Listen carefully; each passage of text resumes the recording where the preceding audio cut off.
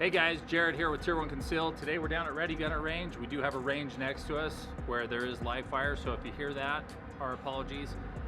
We're going to go over concealed carry reloads today. That's been something that we've had a lot of questions about. So we're going to show you the things that we do, the things that are generally considered correct, and we're going to show you the things to avoid. So pay attention.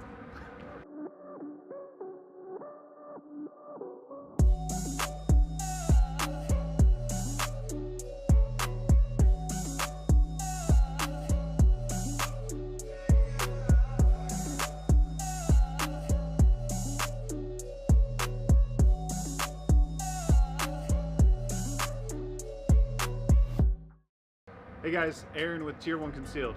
One of the first things we want to go over when reloading from Appendix is clearing your cover garment. So I have my gun here, empty, unloaded, empty magazine. You can see chamber, check, it is empty. So when reloading from Appendix, just like when you draw, you want to clear your cover garment effectively. Pin it with your support hand so that it doesn't get in the way of your reload or you don't fumble or anything. So there are a few ways you can do that. Most of us typically grab our shirt or whatever our cover garment is, lift it up high enough so that we can pin it with our support hand or arm and access that spare mag. All right guys, assuming your firearm is out, which is what is going to make it necessary to reload, your slide's going to lock back after you clear that cover garment and pin it with your wrist so that you can drive down onto that. You want to have a consistent angle of attack so you can drive that hand down onto the mag, which will allow you to index this mag, which is to pull it out and use your finger, your index finger, as a reference point. You'll say, the index of your finger to the tip of the bullet. I like to keep mine just a little bit lower so I don't get my finger caught in the mag well. If it was up here, then I'm competing. So let me pull this mag out here. But if I bring that in and my finger's up there, I've actually stripped a lot of skin off my finger by doing that. So I'll actually index just low so I can come up there, get that started and finish. So to go through it all again, assuming you're out, bang, gun goes to side lock, you release your mag, pin, index that mag, come out, rotate, rounds facing forward, index, and then you can drop the slide and represent on the target. Okay, so just to kind of show you at moderate pace, you're gonna come out, bang, slide locks back, you'll drop the mag, pin, index, insert, and represent.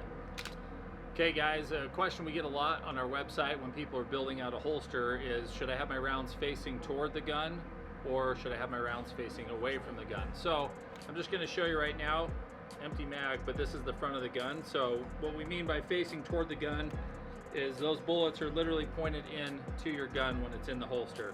The reason why we recommend that, for most people, it is more ergonomic to come up and index that magazine and then just rotate it up and it's already in the right direction.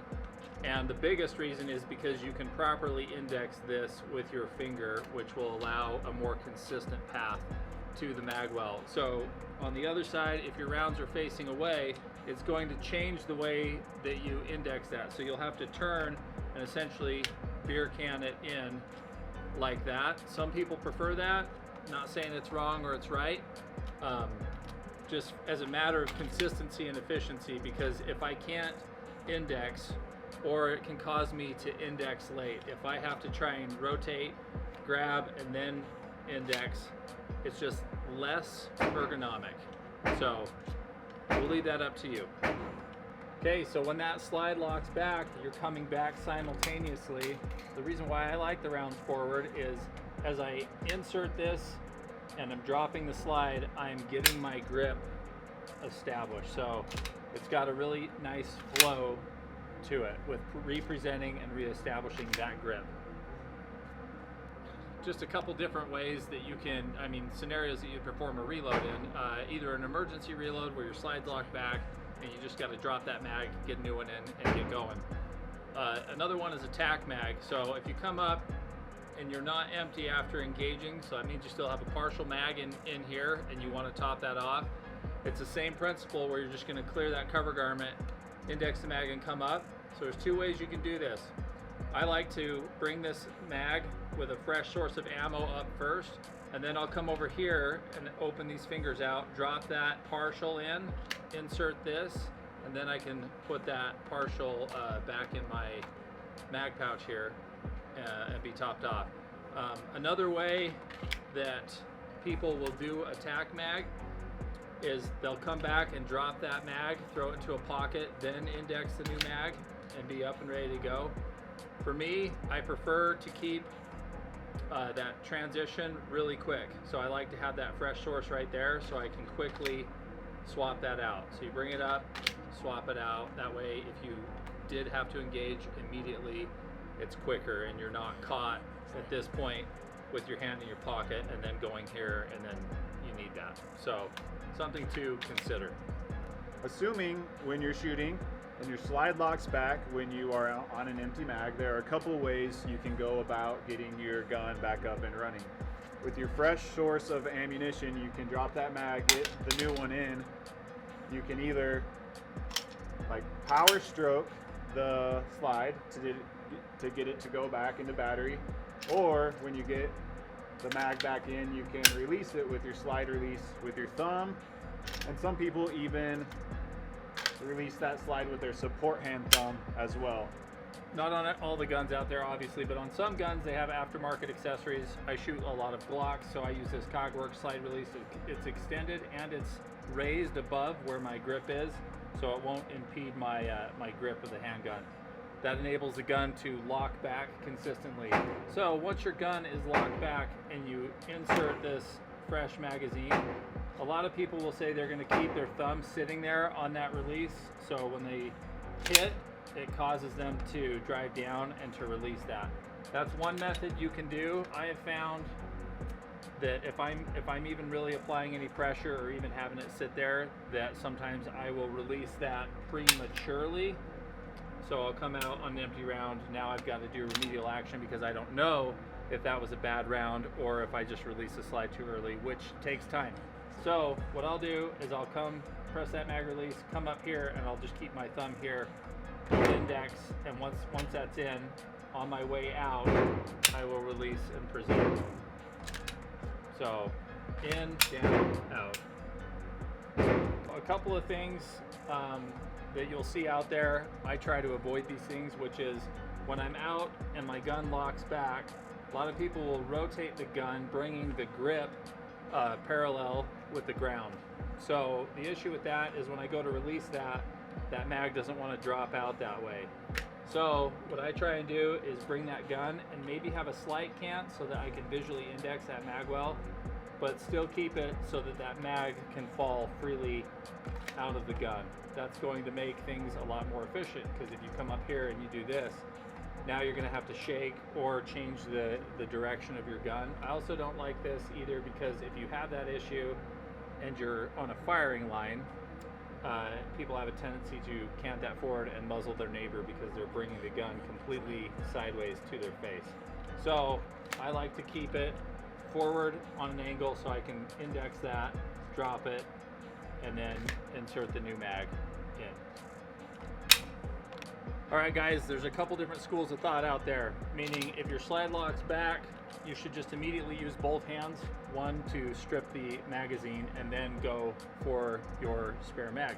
However, that is going to be consistent where you're not going to have sand or dirt or debris in here that's going to inhibit your mag from falling.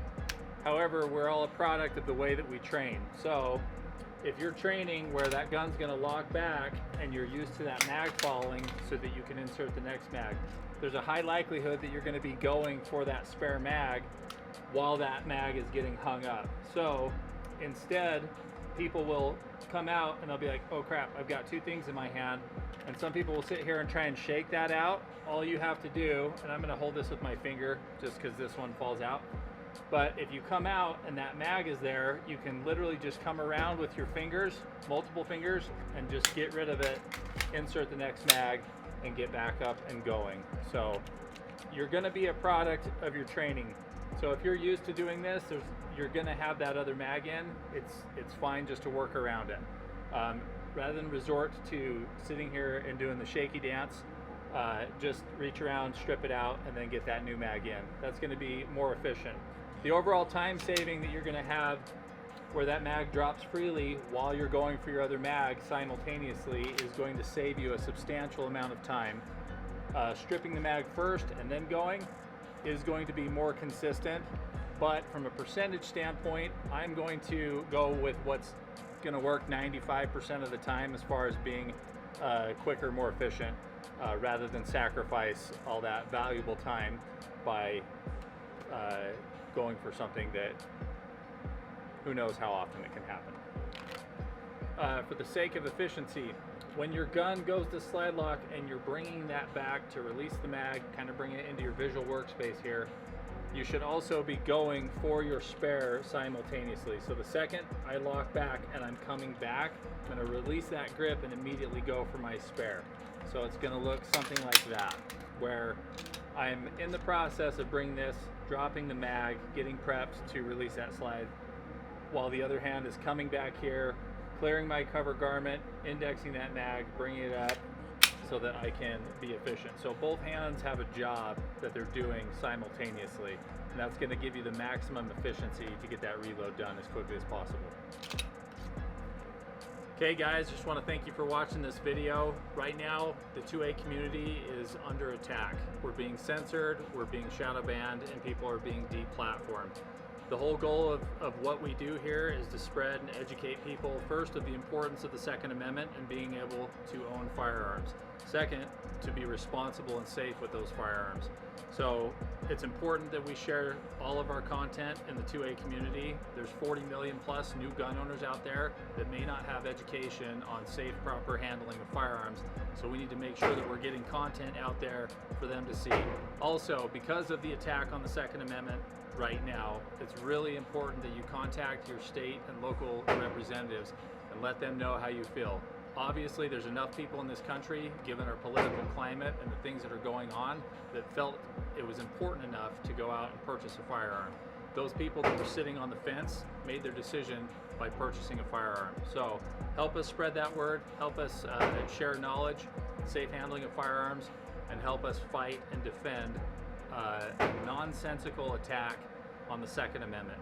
So our right to keep and bear arms is the last stand that we have against everything that's going on. So thank you for watching. Please share.